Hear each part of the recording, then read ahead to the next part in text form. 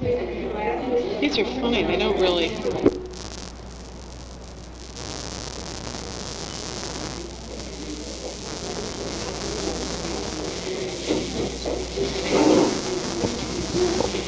My name is Susan Miller-Haven, and I'm the Vice President of the Adoption Connection and head of the Research Division, which is very small. No, I wish I were. I wish I had a joke, because this is the most awful time of the day, getting close to 4 o'clock, but I can't think of any jokes that are appropriate. Susan Dark has a lot of them, but they're all off color.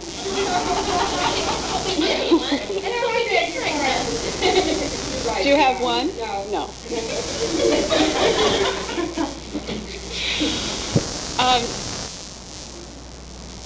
Mary Ruckles Hampton and I met last year at this conference and found out that she and I had been thinking about similar things for a number of years, and we also found out that we were in the same school and the same program, but we didn't know that either. And Susan Dark and I we used to sit around thinking about why things happened to people and what was going on, and we made up this massive questionnaire that we exposed people to in the adoption question. And one of the things that I noticed, and Susan had wondered about for a long time, was why it was that when we asked people, women in our sample in the questionnaire, adopted women, whether or not they had ever become pregnant out of wedlock themselves. And we had this theory that maybe that sometimes that would happen, and that we didn't particularly talk about that in our group meetings.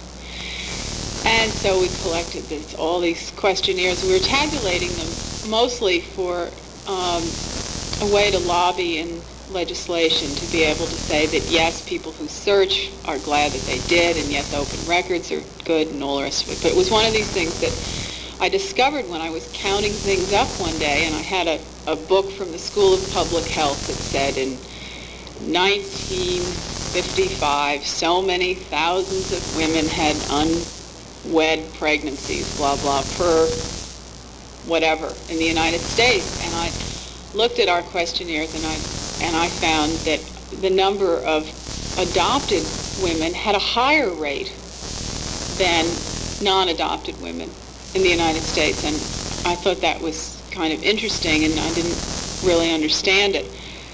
And the more that I thought about it, the more it began to make sense. And one of the things that happened was that for those people who were adopted right after World War II, when everything was definitely a closed adoption, that girls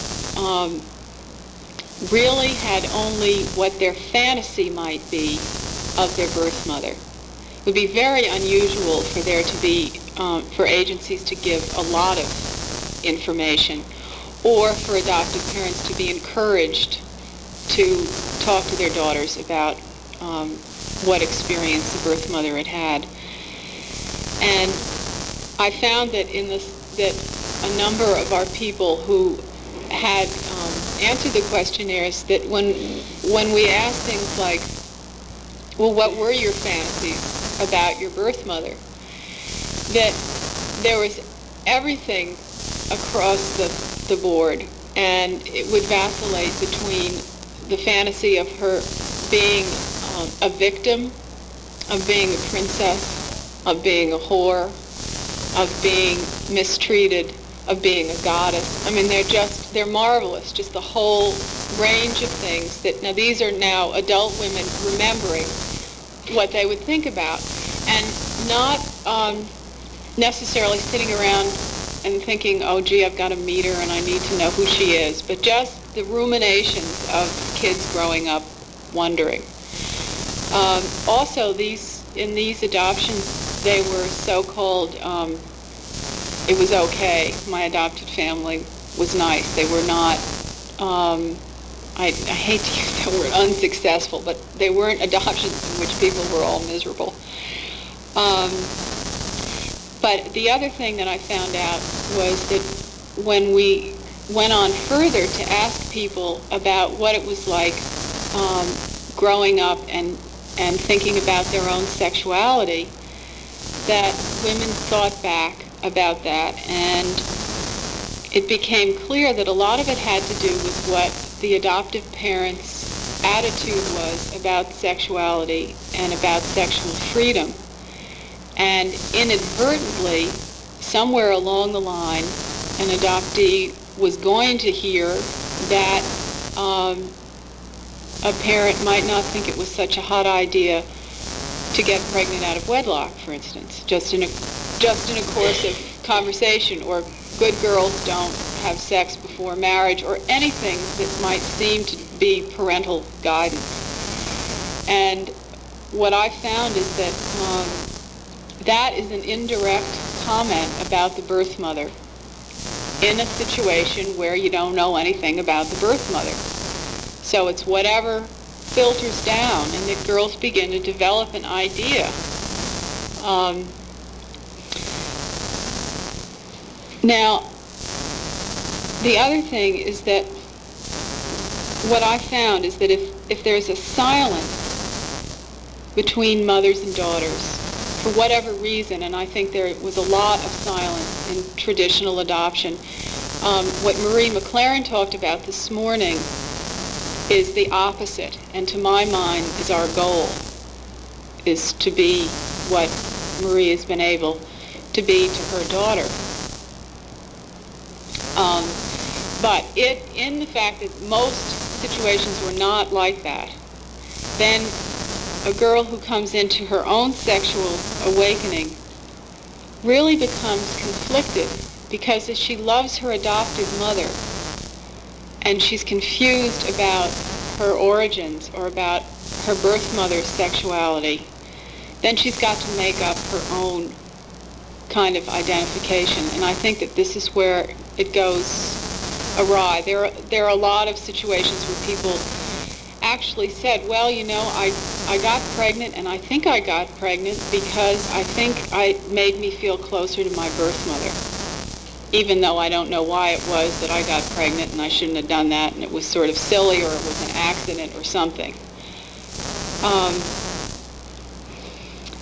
My theory is that an adoptive mother's talking about her infertility and her loss, and also being able to talk to her daughter about what it was like for the birth mother, even if they don't know yet. I mean, even if it's not a totally open adoption or the birth mother hasn't been found, but that the adoptive mother knows enough of what it was like for the birth mother so that the daughter then can identify with both of them, that it's not this split, that it's not this awful loyalty thing, that if I really feel excited about being an adolescent, or I really feel sexy, or I really think I might love sex, that means I'm like my birth mother, and boy was she bad, and am I ever going to hurt my mother because her body was never very good to her, or sex didn't turn out to produce babies for her, or it will just kill her if I'm like this. I mean, I'm sort of making a big summary of that, and I think that's part of what Marie was saying about Allison's concerns, is that she really wanted to be able to love both of her mothers, but she also was going to be conflicted between the loyalty. And I should mention that there are a group of women, which it's very hard to talk to them because very often they're people who don't search, but there are a group of adoptees who are so identified with their adopted mothers that they not only don't search, but they often are infertile themselves. And that's a whole other research story.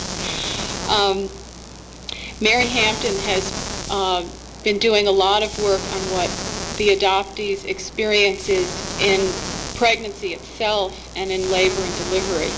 And so that's we've decided that we're about 9 months apart on our research. I'm going to try and talk about why this all happens, and Mary's going to talk about what the experience is like. Okay.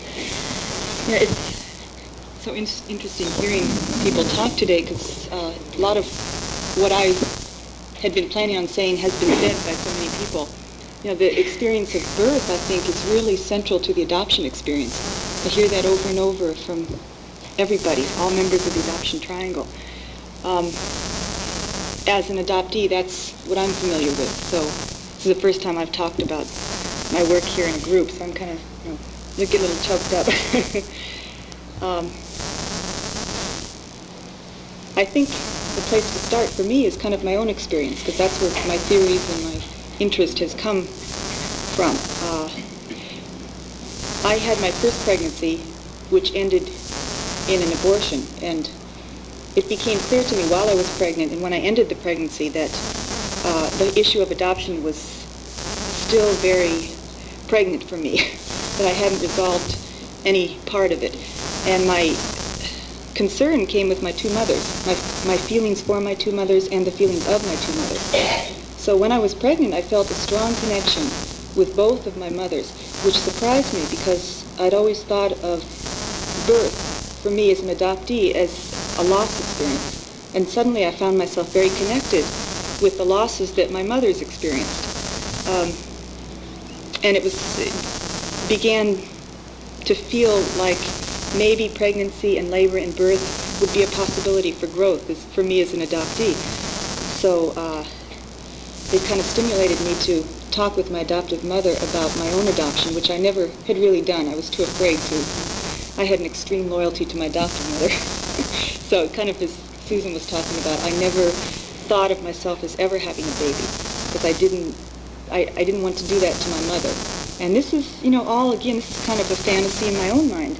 And I thank Marie for talking about her feelings, because when I was not able to talk with my own mother, it's like hearing it from you is healing. But I think I kind of maybe built up too much of a fantasy in my own mind about her loss. And I still have not been able to talk with her very honestly about what it was like for her. I kind of took it on myself. But in realizing that, I began to realize that I really did want to have a baby. And I thought, well, wait a minute, I have all these unanswered questions about my own birth. So I began to really look at what the image I had inside myself of my birth mother was. And it's funny because I realized I had two images of mothers inside me. We use this word identifying with two mothers, and I had an identity that I built for myself based on two very different kinds of mothers, and I didn't know who I was as a mother or potential mother. So I questioned my adopted mother about my birth. She gave me enough information so that I was able to search for my birth mother and make contact with her. And it was after that I was able to become pregnant and consider keeping my baby. I think it's a very powerful connection between the mind and the body, and the adoption experience particularly, I think, strong in making that clear. So in writing to her over the 9 months that I was pregnant, I kind of got an image of what my baby might look like, what it was like for her when she gave birth, how it might be for me when I gave birth. And it became possible for me. While I was in labor, I had a really wonderful midwife. And after 30 hours of labor, it was horrible, it was just 30 hours of nothing, no progress practically. She said to me, "Mary, tell me about your mother." And I laughed at that point, because that's all I'd been doing for 9 months. My husband laughed too, because I thought I had it all figured out. I was going to have no problems. But I just burst into tears. I felt how terrible my birth mother must have felt to give me up, at birth. And I realized that I was reluctant to, open my body to give this child up. I felt kind of stuck between the fact that my birth mother gave me up and the fact that my adoptive mother never had kids. I felt those loyalties. And how could I actually give this child up? I didn't know actually if I would be able to keep it. I had to ask my midwife over and over again, "You're not going to take this baby, are you?" and a really strong identification with my birth mother. So it was after that, a lot of grief, that I was able to give birth in the space of an hour, to my first child. After his birth, I went through again an extreme depression. I don't know if other adoptees, I do know that a few that I've talked to have experienced that. Extreme depression after my first baby was born. And I really felt like the baby that I was after I was given up. I think that's probably healing, but it didn't make sense to me until I began to make those connections. I got pregnant again. This is the baby that you saw me with today. I still don't like to let my babies out of my sight. So my second baby, I became pregnant kind of by mistake. And it's funny, after I made contact with my birth mother, suddenly I was so fertile, I didn't know what to do getting pregnant. So the second baby I decided to have at home because I wanted to be really familiar with the experience of labor and kind of what my feelings were. And again, I had a terrific midwife. And it was right when I was all the way dilating, I was ready to push this baby out, that I just couldn't do it. And I thought, oh no, what is this? There's something more. And the midwife, she asked me, well, tell me about your mothers. And my birth mother felt okay. I felt like I was connected with her, and we have really been able to have a good relationship over these years, by mail. We haven't met yet. She lives in Hawaii. But I felt okay about that. But it was more than that. It was me, as when I was being born, I kind of reliving my own birth. And again, a tremendous amount of grief and loss came out, when I actually was able to get to it. Okay, now that was okay. But the baby still didn't want to come out. So she said, well, what about your adoptive mother? And she was going to come the next day after this baby was born to help me. After my first baby was born, I didn't want her there, and she didn't want to be there. The birth experience was too difficult for us to address. Okay, so here I am, ready to push the second baby out. And I talked about my adoptive mother and how sad I felt for her and how much I wanted her to be a part of this experience, but how it wasn't going to happen. It didn't look like it was going to happen. So I just mourned for that, for her sake and for our sake, for our relationship. And then the baby was born, and it was beautiful, But part of my work, I think it's real important to recognize the kind of the psychological experience of adoption, and for our own health, our own psychological and physical health. So I'm really looking at the birth experience as real important for all of us in the adoption triangle. That's all I wanted to say right now. Marion had found that a lot of adoptees have long labors, and or lots of medical interventions like cesareans and very difficult births.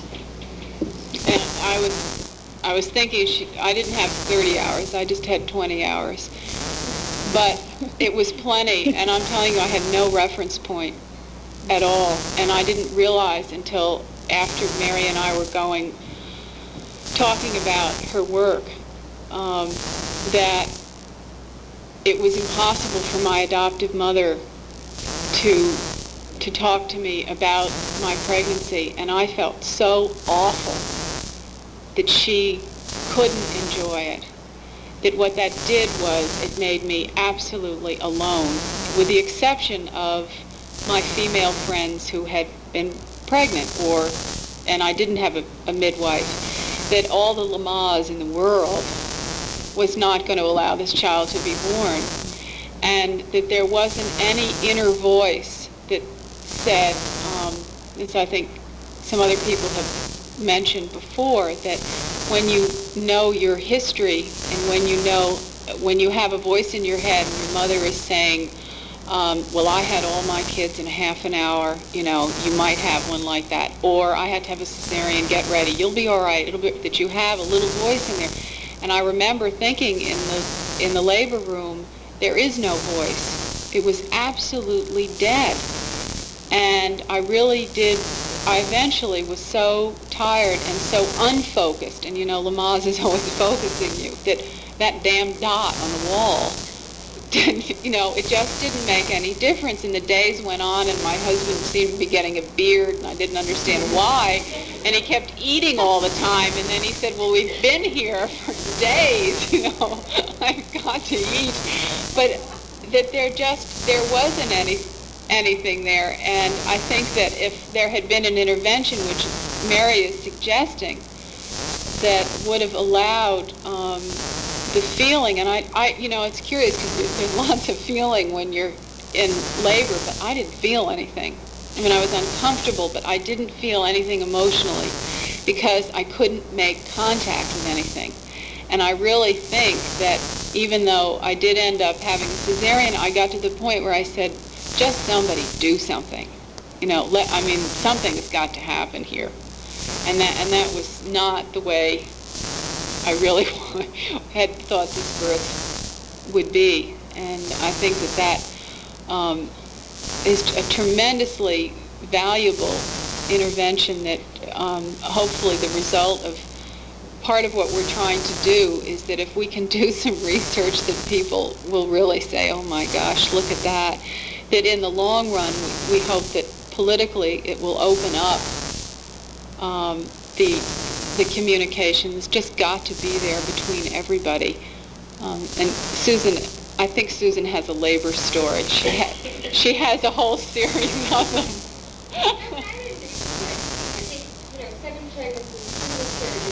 On the fifth delivery, I was induced and it still took me 16 hours. Oh, yeah.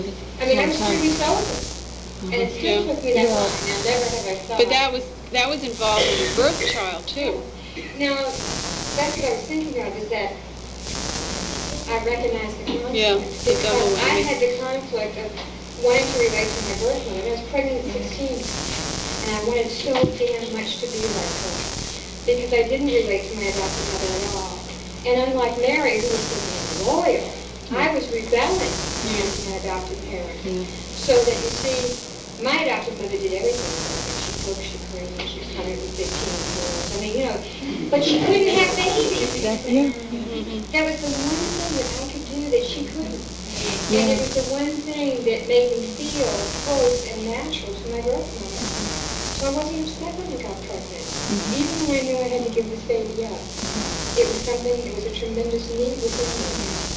Each time thereafter when I got married and started to have babies, I also knew it was kind of like for my adopted mother. It was like putting her in the sun or something. Yeah. We never talked about my pregnancy. She wasn't there. I couldn't go to her and say, is it normal or is it not? When I found my son, and then he eventually got married and had a child, and now another one on the way, I find that's when he comes to me the most, is that he can't go to his mom or feels that it would be hurtful to her, how can I ask her about this? But I noticed at that particular time when their first child was born, he was living in Michigan, he must have called me at least 8 times in that final month. Did this happen to you, or did this? He was very involved with his wife's pregnancy. But it was a tremendous struggle for me. Part of me was thrilled that I could do something my adopted mother couldn't. And because I had been rebelling so much, it was a way of rebelling even more. Later in life, I was still very sad that I was going to be able to do something. And that's when our conflict began as mother and daughter. It was about the age of 12 when I started having my period. And all of a sudden I think I was going to be able to do something that she couldn't. And it was a shame, pads we never seen in the house. They were buried in the back of the closet because she wasn't having a period. It was an uncomfortable thing for her to see that I was. But I thought I was totally, I didn't know it could be normal, or that maybe it's something other mothers and fathers go through. I had a conversation with an adoptee who was about to meet her birth mother a short while ago. And I said, what are you going to say to her? He said, she said, I'm going to say, did it hurt? Because there's something, women talk about sharing of experience. Women who aren't adopted, I find when they're pregnant, they talk about sharing experience with other women. And that's something that's important, but I find there's a continuity of experience that adoptees lack. And that is so central, to the birth experience. I think it's there, but I think it's so primal and so deep. I wonder why am I so concerned about giving up my baby? It's almost like I'm my birth mother talking all over again. It's very, very strong. Yeah. It's very revealing. Birth mothers, I think, very often in the second pregnancy go through that sort of thing. I'm saying to myself over and over again, I'm not going to lose this child. I was married, everything's fine.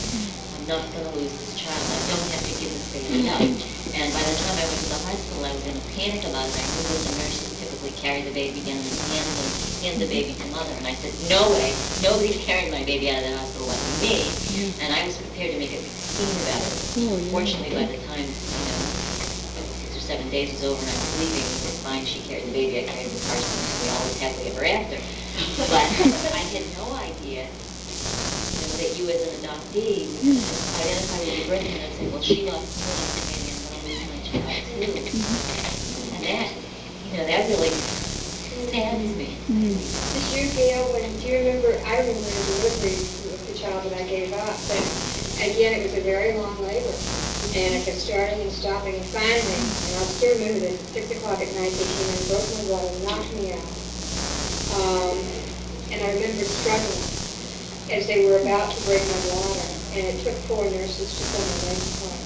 Because I knew once I had that child, it was gone to me. And I will never forget 2 nurses on each side, both forcing my legs apart.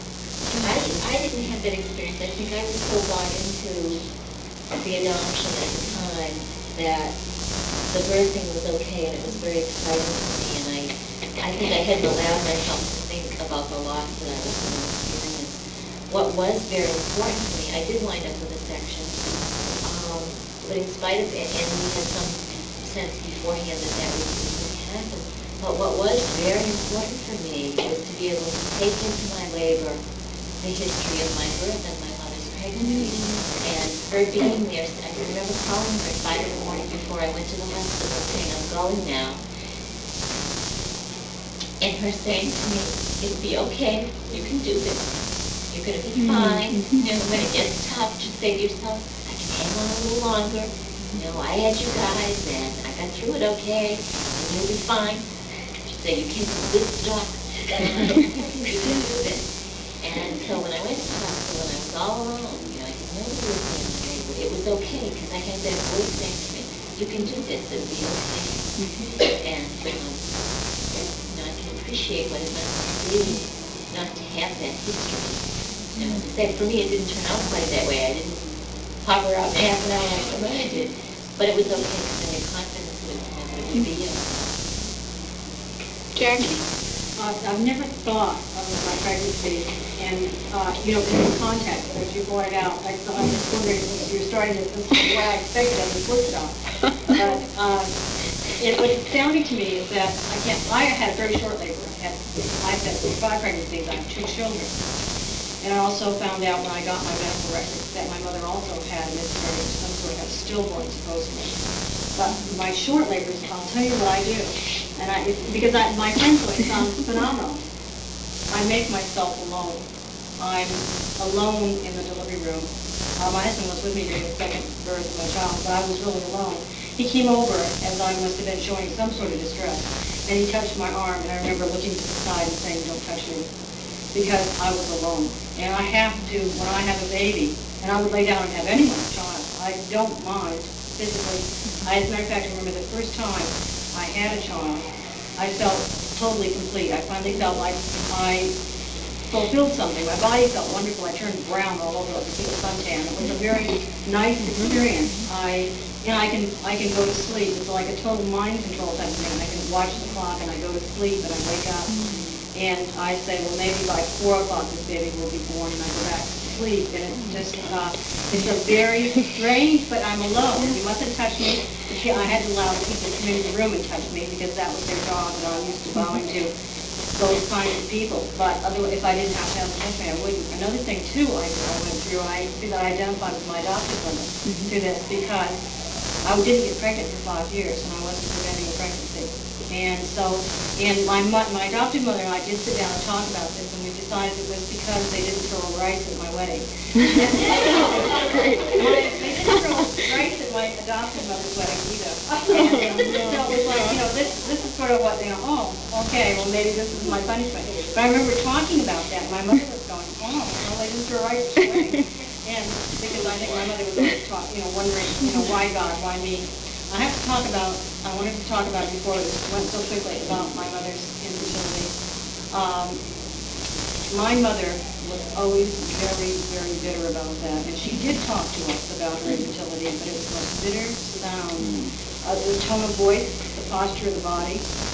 And I have been living way away from my mother for many, many years, and I was having a Tupperware party over in Dexter, Maine. I was like, I don't remember what it was, but it was that kind of thing. And I remember that I was standing in a room full of people, and a woman came in who happened to be an adopted mother and who was infertile. And she spoke, we were all talking about how fat our bodies got when we had babies, and we were all identifying with, the way the old body went to pieces. And this woman spoke about her body that had never changed, because even though she had a child, the tone of her voice, and when I turned, the tone of her voice made me think that my mother was in the room. I turned to look to see, it was like my mother was there. And I looked at her, and it was the posture of her body was the same. And one of the things I realized then is that, because I had my own birth experiences when I had my children, and I thought how incredible that it seemed to me that not having a child, not being physically able to deliver a child, it's got to be one of the world's biggest achievements of life. It's got to be. I remember how fulfilled I felt and how complete, and it was, I can't imagine not having that experience. On the other hand, too, I want to say that my birth mother was entirely alone. From what I can determine, there was no one there with her. And I didn't know that at the birth of my first child, but I made myself totally alone, mentally, physically, like that. Person in the back. I had thought of the birth of my own children in terms of my adoption, and I'm just amazed because my adopted parents told me that my mother had died in childbirth. So I thought that until I was 27. And a year and a half later, I got pregnant. I was lucky I got married and hadn't been pregnant. But I can see now that it was a way to relate to her. And I kept my son. And that was a way of giving me anger to my birth mother. He gave me a couple of and, just amazing, this whole era that I never even thought of. I've been working on this stuff for 9 years now, and I just this minute realized something. Sometimes you get to thinking you've got it all figured out. Yeah. No. Forget it. 9 years I've been working on this stuff. My second daughter, first daughter, the baby I got to keep. I never had labor with her. She was due on the 25th of May, I think it was. On the 17th, I went in for my checkup. This was a Friday. The doctor said, I will certainly see you this weekend. He started to dilate the baby. I'll give them your insurance. 2 weeks later, I'm out playing badminton and taking these long walks trying to get something going, and nothing would happen. And I've always said she was very comfortable. She just didn't want to be born. Yeah. Maybe it wasn't her that didn't want to be born. My first stepchild was transferred. He was head down and engaged, and then flipped over and became breech. And while I was in labor, he became transferred. And it seemed I always figured, well, he didn't like that. He had his hand out in cervix, almost to test the air. And I always said, well, this kid just was trying to see what it was like out there and didn't like it. So he was just going to stay, but I think it made him just me. It's something there is something very primal in the birth experience, with love going on, and I guess there's no real consciousness, I always felt it was complete. I would stay pregnant forever. My husband always teased me about being heavy and said, Susan, I think you're serious? I don't want to believe me. but you can take that. I would have sold my soul at that point, anything to relieve the pain. As far as pregnancy, absolutely loved it and would have stayed in that condition forever. Didn't have to get good, but just that tremendous feeling when someone else was in me, whether that was the adoptee in me or the birth mother after having relinquished, it always was extremely important for me to be able to bear children. That I could identify with my adopted mother later on, because I knew how important it was for me to be able to have a child. As an adopted person, it was my only link. Even this baby I was giving up, he was my link to my past, to my present, to my future. It was the only thing I knew I was related to. The only thing in this world I knew that I was related to. And even giving him up, it was still knowing that he was out there somewhere. Kristen, where is that? Yeah, I have a different sort of general question. When I got to mother, she said, offering to have given him right arm for having a child of her own, which I know shouldn't hurt me like throwing it away. But it seems your adopted mother, you were second time pregnant, speak of it. My experience is now that I'm on a, quote, responsible childbearing age, where mother first pushing me to have a child, and I think in a way that she can experience it, like experience it. I'm not sure if you found anyone like that or not. I just found out in general because I'm not sure. I'm not sure if my perception is warped or if that's actually what's happening. I have horrible fear that real anxiety that Allison or Richard or both will be about children, Maybe I think I started, and maybe it's because I'm afraid that, I don't want to go through this all over again. And I'm also thinking that there's another thing, another issue to deal with, understanding the primal link between, the birth mother and the child. I understand your fear that you talk about, because having 4 daughters, I also think how ironic it would be that one of my daughters would not be able to get pregnant. Yeah. And that she in turn will adopt. And there comes the other side of this, and I'm going to be, and I don't get any more later. But really, I thought about that. I don't have enough food to get another name tag. That is scary. How would I handle that? But you know what else was funny? When I was growing up, because of my mother's infertility, she had a hysterectomy at 24. She was a very nervous type person. So all my life, if I would do something to upset her, which was daily, my father would say, your mother's nervous because of her hysterectomy. And if I heard it once, I heard it 1,000 times, so everything was kind of glossed over. Then she would get angry at me, and she would say, well, I hope this never happens to you. I know she didn't know what she was saying, but at 16 I was going to prove that it wasn't going to happen. The interesting thing is that years later, when my oldest daughter, she was 16 before she started her period, and I knew by 14 and 15 she was getting a little edgy about why she wasn't starting her period, and I told her, okay, some girls don't, and this and that, and I'd say, don't worry about it. And one day she came in and she was crying, and she's almost 16. And I said, tell me what is it? And she said, everybody else has their period except me, and I don't know, but on the dad's side, they didn't start until they were older. And she said, yeah, but what if I'm like Grandma? I said, she knew I was about her. She knew that my mother was her grandmother and not the biological grandmother. But she was relating to her grandmother's infertility. That she wasn't even really connected to biologically.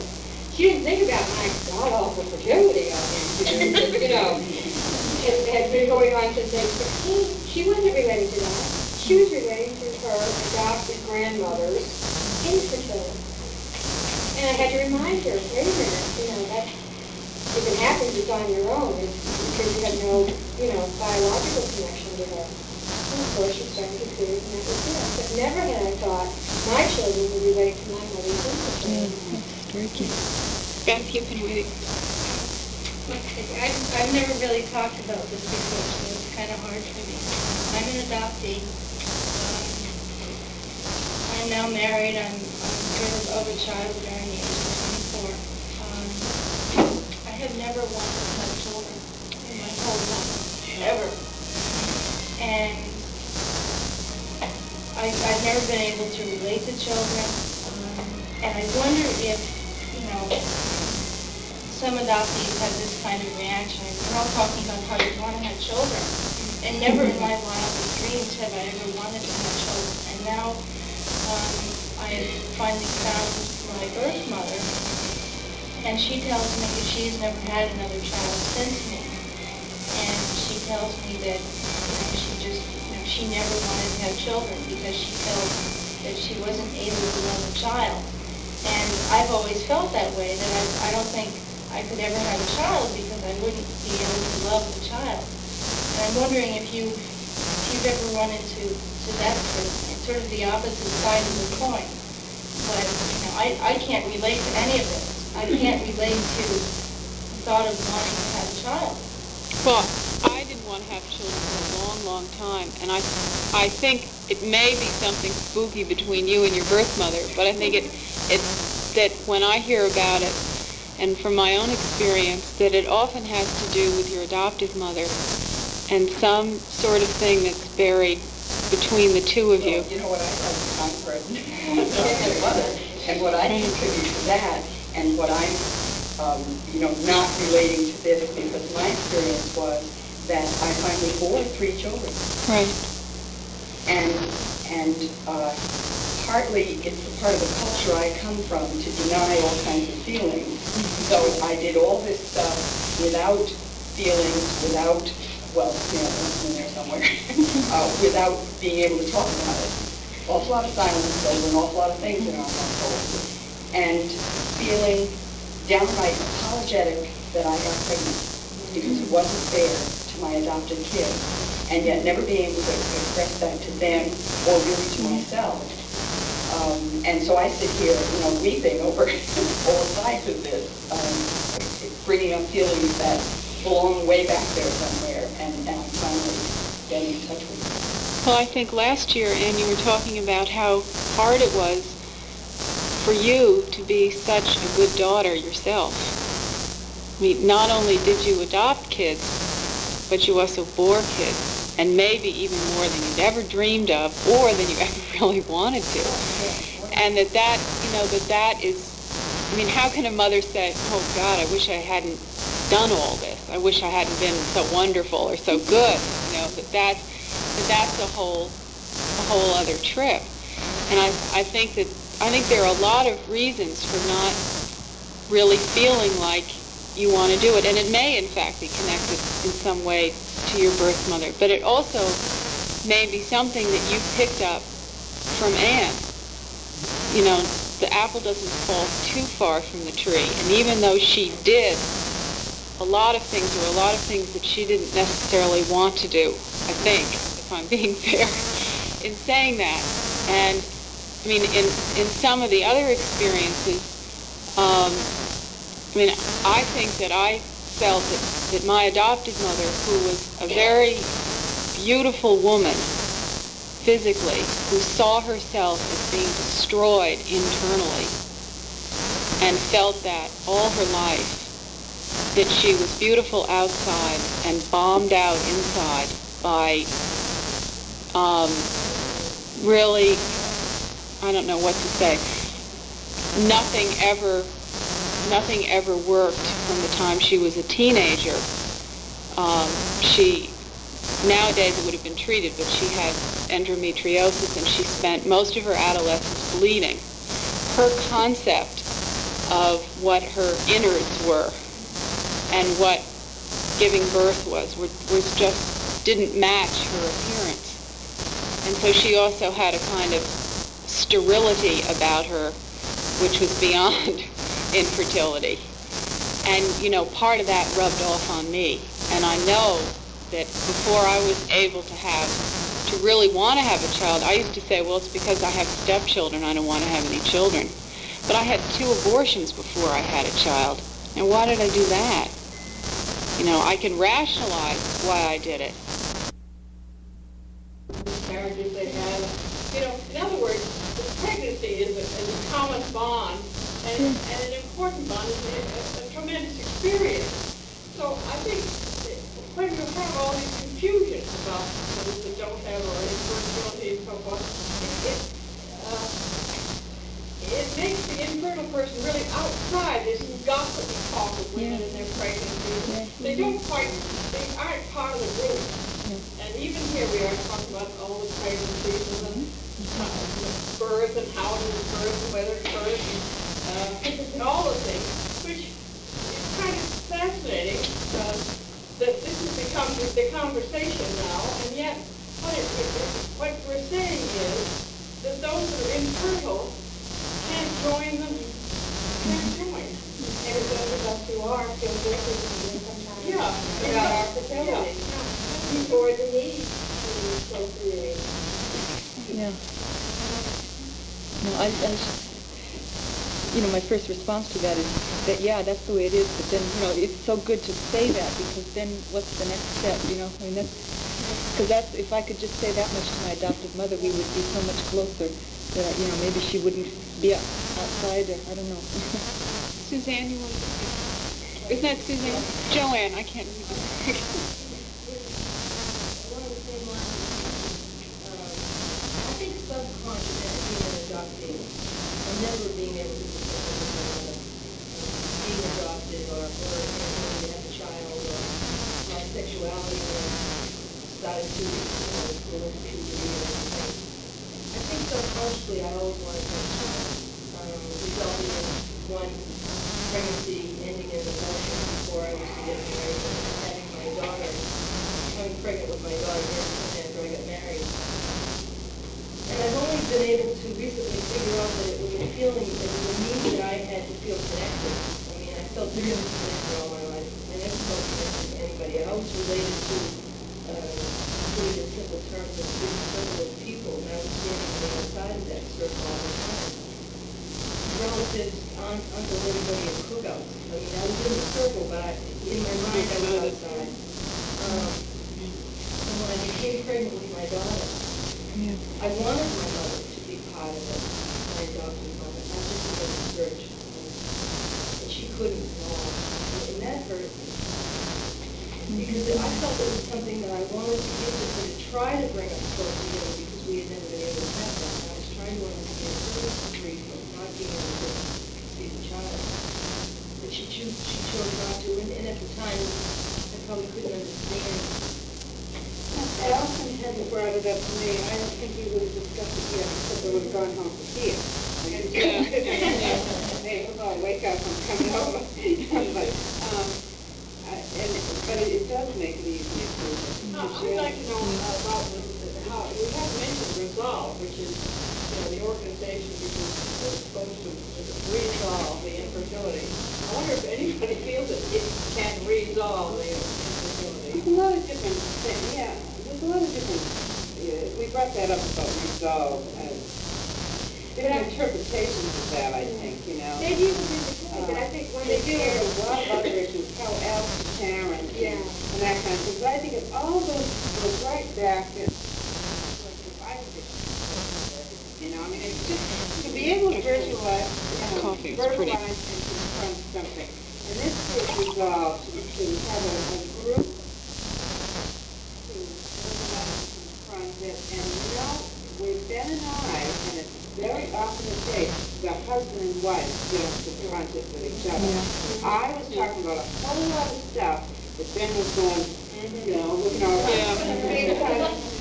He has never wanted to truly confront this, and it isn't I don't have a right to force him to, and maybe he does deal with it well that way, but I needed to confront it, and that's why I think a group like Resolve, and even with this group, I mean, I am feeling a little bit of an outsider here. However, we have already established we're all here with a lot. Yeah. So it isn't, that I'm truly an outsider.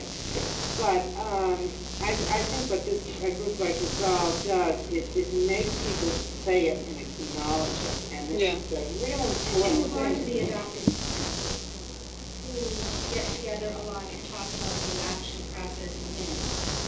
And that's something that I find a lot of the adopted parents who are kind of classic parents that go through a classic agency and adopt a healthy white infant don't have that security. Right. So Oh, they really? hear Yeah. the new wave of agencies that are adopting pregnant kids, they need that support group very much. And they get a lot of support. John is one of them. And also have little children and adopted. It's a whole different, many different. One of the things that I find in doing with respect to adoption parent groups, and sometimes one of the hardest is ridiculous, is to make them talk about their infertility. And I use that to some extent to make them understand their child's need research. What I try and do is bring them back to the time and talk about how many years they tried to have a child through the fertility test and the planned intercourse and all that, and really make them remember. And then I say to them, if you can remember how important it was for you to have that biological time, can you not possibly understand your child's need to find that biological time?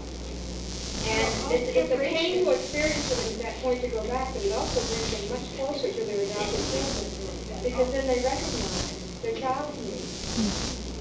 I want to, wait a minute. I want to call on Ruth Ann first, okay, and then you're next. All I want to do is that you please speak up to the microphone. I'm about to raise a question, and she's not alone. I can say one. And my adopted mother was very anxious when we had children. She was not in burnout because of problems that my father had. And I never wanted to have children. It must be because I was clear I hadn't met my birth mother. I met my birth mother, and I still don't like my children. And I feel like it's awful.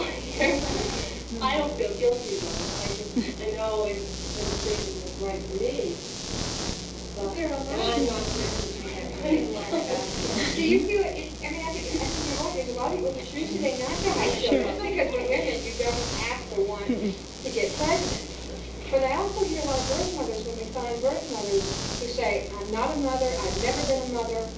And I wonder that for birth mothers, was that their way of handling it too sometimes, that was their protection. I'm not going to get pregnant again. I wouldn't have made a good mother, and this is why I gave up my child. It's a way of rationalizing living with children. Living with that choice. But you also may just not have an interest in being a mom. Being a mom. Go ahead. This panel is sort of describing openness between adopted fathers and their daughters. I have a question to any adopted father whose child is openly searched, or any adoptee who has openly searched. Was there a reaction of, did your adopted mother try to convince you that you didn't need to do this? What kind of reaction was there? How did you bridge that gap? How did you finally get across? I think my mother feels really threatened by my deep search, and it has nothing to do with, I mean, this blood tie isn't going to dissolve the years that she has been my mother. But how do you get across that? And this is open to anybody who can, tell me what happened with that. Did that happen, and how did you try to resolve it, if at all? I haven't threatened to myself on the Amtrak. She really did. I mean, literally, it was that dramatic that for years, I don't need to do this. She also, after my father died, her new husband, who's a wonderful man, told me a story one night about how this had ruined his wife's life, and his wife had been adopted, all she wanted was to find he did it, and he wanted nothing to do with her, and this had ruined his wife's life for 25 years. All with the hope of discouraging me from doing it. And she was absolutely terrified. Did you see, if any would ever come around to a resolution of feeling comfortable with this and realizing that it doesn't change anything, but maybe give your child something that makes them feel complete or some sense of complete. My birth mother today is my biggest supporter. It was not easy. We are best friends, fine. But you know what? It took me standing up and saying, I'm doing this for me. It has nothing to do with you. Yeah, for my adopted mother, because she felt as if she had failed. She felt she was going to lose me in some sense. And it's one of the things that most adoptees say, I can't go home and tell my parents. Because we're also afraid of losing them. When I found my birth mother, my adopted mother was the first person I wanted to call and tell. I wanted to say, it's okay, I can love everybody. what happens is that don't ever expect her to totally understand it. Well, no, I couldn't totally understand the situation that I hadn't lived with, but ask her to be there for you. She may not be able to right away, but it's also important that we kind of stand up to them. You know, I'm going to break into tears, with the children, my grandchildren, and I said, wait a minute, you raised me. Sometimes that kind of works when you put it back on them. You know, you gave me the capabilities of parenting more than one parent. Would you have been happier if I said, hey, I don't know these people. What the hell do they mean to me? Because then I wouldn't have thought very much of myself. When she said, when I did that, it was a different story. I love your comment. Oh, I'm sorry. She's been waiting for so long. I wanted to share a similarity in my own experience and also something very different. The commonality is, as an adoptee, I became pregnant when married. This is the standard here. I don't know if people got abortions, if that's all within that section. No, but you can be in our study. One of the things that was interesting about my pregnancy was that in some ways I've never shared this verbally with my mother, adoptive mother, who has died, but I understand the picture. As far as I understand it, you don't always have to do it verbally between each other. It doesn't always have to be a confrontation. In my pregnancy with my first child, I didn't think in the way she shared my birth mother's pregnancy with myself. The difference was, the commonality was that this was a secret. That I would not tell anyone that I was 3 months. I was supposed to have this child 4 months after, in fact, she was due. So there was a secret that my own birth mother had had. And this was my own adopted mother's idea. Let's keep this a secret and tell everybody the baby's due in April, even though she's due in January. I keep that sort of thing. So, all right, that fit that same secrecy role. We didn't share the pregnancy. I had no joy in it, although it was the dream of my life. I wanted to be a mother desperately, but I couldn't share this with her. The other interesting thing is that I had pneumonia when I had my child and never saw her until she was 8 years old. And I felt the hospital owner. I mean, again, this identity problem with an adoptee. Who owns this baby? Is it the birth mothers? Is it the adopted mothers? And I had that all resolved by the hospital owner. I mean, they all told me when I couldn't see her and they own her. And my adoptive mother was interesting because when I had my daughter, she saw her all of 7 days, and I didn't. And she desperately wanted this grandchild, although she wanted it on her terms legal. The normal 9 months, not a 6-month thing. And it was interesting because I tried to share it with her, and I asked her about my baby. I said, what does she look like? What is she doing? Is she, is she happy? Does she cry? And I could see this terrific grief on her face every time she talked about my baby. And I couldn't figure out what it was, and I assumed that the child was deformed, something was wrong. Finally, I understood the whole thing. My child didn't look like me. My child looked like my husband. And my child, see, I was the chosen view. My mother baby shopped. At that time in 1939, you could. You could look at 50 babies, and she was going to choose the prettiest baby she could find and told me that's why she chose me. Now, my baby was about the ugliest child. Hair on that ear. And hair in the ear and back here. Black hair. And literally, I have to admit, when I went, I was told I could go see my own child in the nursery. It was the scariest thing in the world. Do I go trot down by myself? Because I was terrified. That child was the ugliest child in the nursery, and I didn't feel anything, and it didn't pop out of the crib at me. And, she was ugly, and I didn't. My mother had told me, you choose pretty babies. So I chose you that way, you're going to have one. She was really annoying because this child, I think she wanted to relive my birth. And that baby was supposed to look like me. It's just the only reason I bring all this up is I think I had been under typing patterns. And do we repeat patterns, and are there some? I understand. protective with my adopted mother. She wanted to share. We don't know how to share.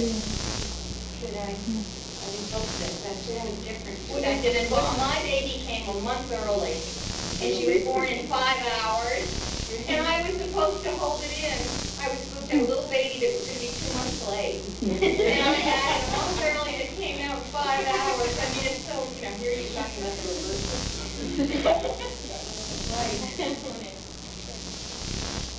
No, I think our past generation of our parents, such as Susan's and mine, they had a tendency, due to society, to blame themselves. Now, Susan mentioned that she felt her mother had failed. You see, when I got my first, well, my only divorce, and finally announced it to my parents, my mother felt she had failed.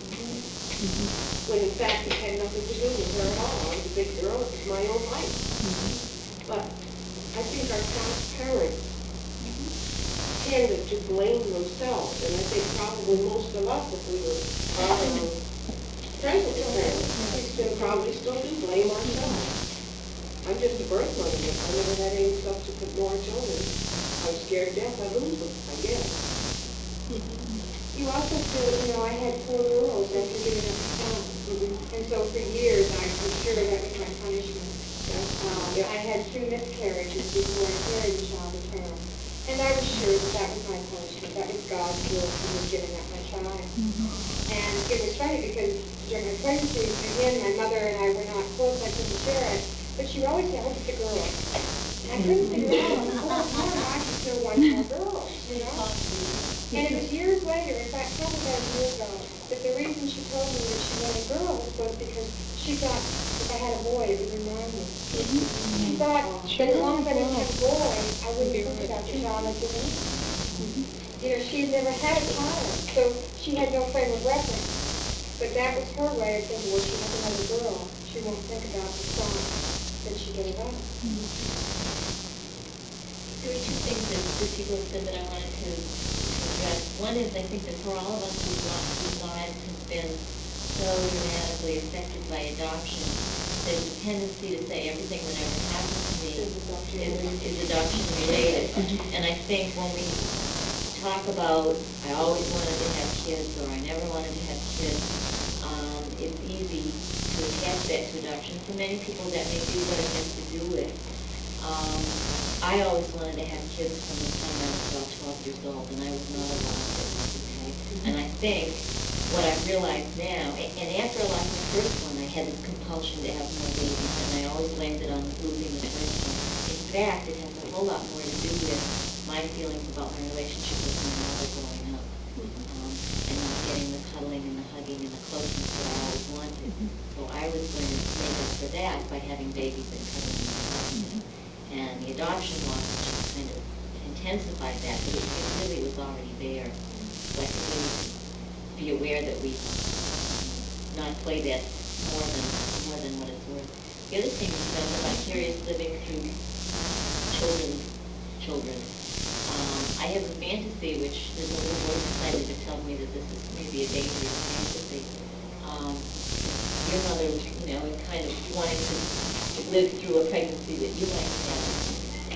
I have this sort of fantasy that one of the ways that I can recapture what I lost with my first child, and not being able to hold her and rock her and see all of the things that I missed, is that maybe someday she'll have a daughter, and maybe someday I'll be involved in that. Maybe we'll have a relationship by then, and I can make up for that a little bit by being able to do that with her. I fantasized when I found my daughter that she was pregnant, and I could rescue her baby. And this would replace the loss of her. Because, of course, here now she's 19 years old. I can't get a baby back, but I could get her baby back. And this was a very real fantasy, and it's almost like when I did finally locate her, and I found out from someone else that she was not pregnant, it was almost like, oh, fully, you didn't fulfill your end of the bargain. It was a very real fantasy. That's like my worst dream. That would be my worst dream come true, would be to find out that my daughter was a Yeah. Well, this is what I always figured until I realized. I cannot.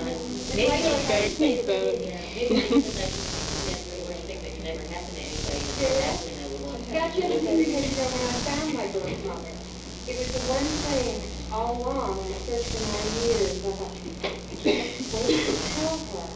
I mean, we share the very same thing. And she could no more handle that than me, and I know that today.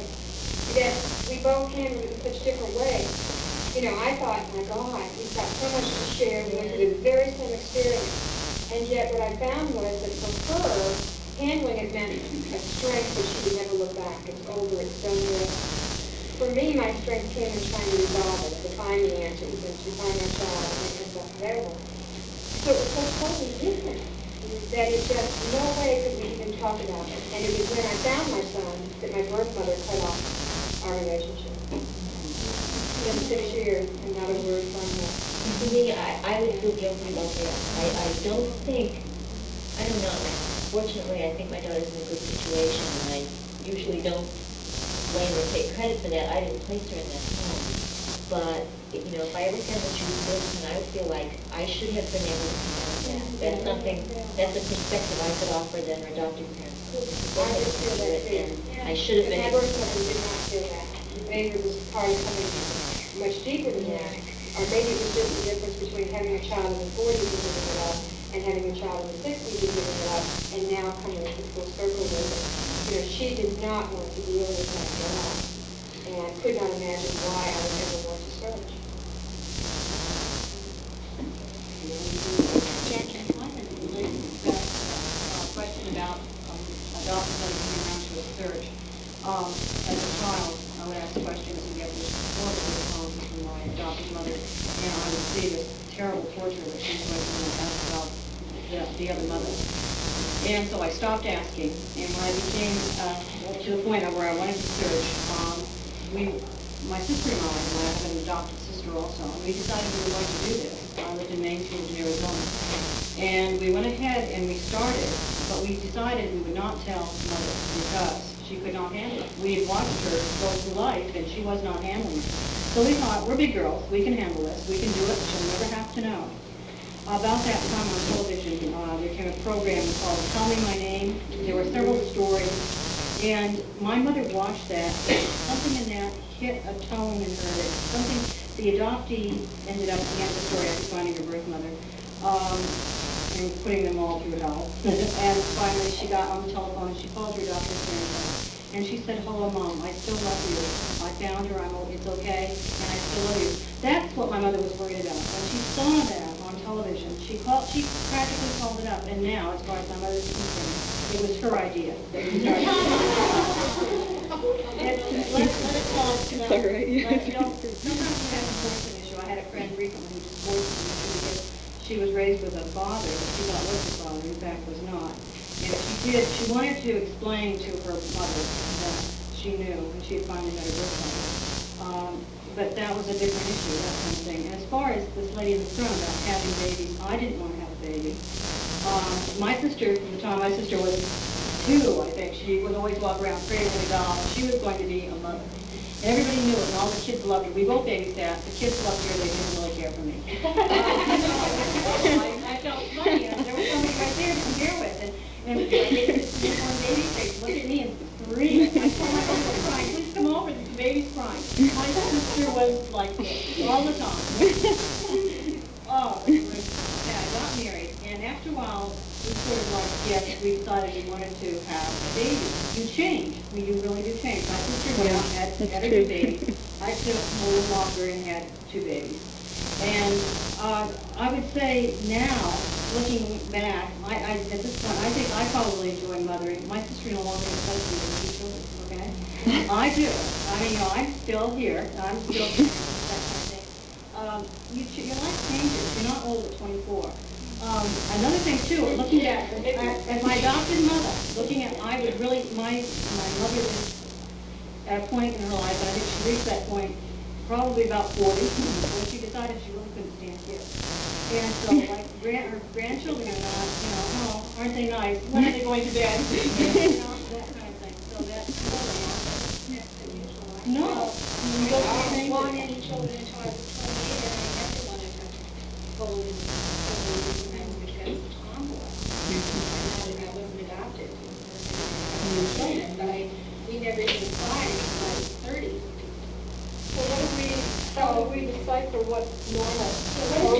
don't think, no. No. No, there isn't any such thing as normal. No, I think the important thing is that, as Gail was saying, there are a lot of things that go on in everybody's life. And I really mean that. There is no such thing as normal. But I think the most important thing that we have to do is that we have to keep things open. And that if you want to cause trouble in any relationship, adoption, marriage, anything that you want to have work, you've got to talk to each other. And if you're all bound up in hurting someone's feelings, which I think those of us who grew up in the pretend world, the secret world of adoption, where you were matched with the same color hair and the same color eyes so you could pass, which I was very clearly, and I think any of you who are over 30 were, that it's what David Kirk calls denial of difference, and that is a very crucial thing for all of us to pay attention to and to teach other people. I mean, that's what I feel. I feel very badly that my mother and I could never speak openly. But one thing I do know is that there's an opportunity to teach younger people, younger adopted couples, younger women, younger men, that it's worth it to be open and to talk as much as possible. Everything that life deals to you is going to be dealt anyway, no matter what. And I think, it's a soft place to land if you say, well, I'm not doing well because I'm adopted or because I'm a birth mother, or, that's my problem. I think it's a very soft place to land.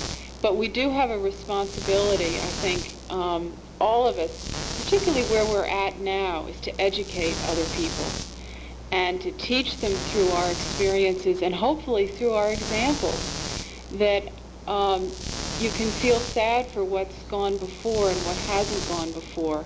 And I'll always feel badly that my mother and I couldn't talk about it the way I wish we had. But that's a place to be stuck in. And so I think we go forth and we make sure that we're talking about it, and as much as possible. And I think that's the best way to go. Okay. Yes, thank you all. Thank you all.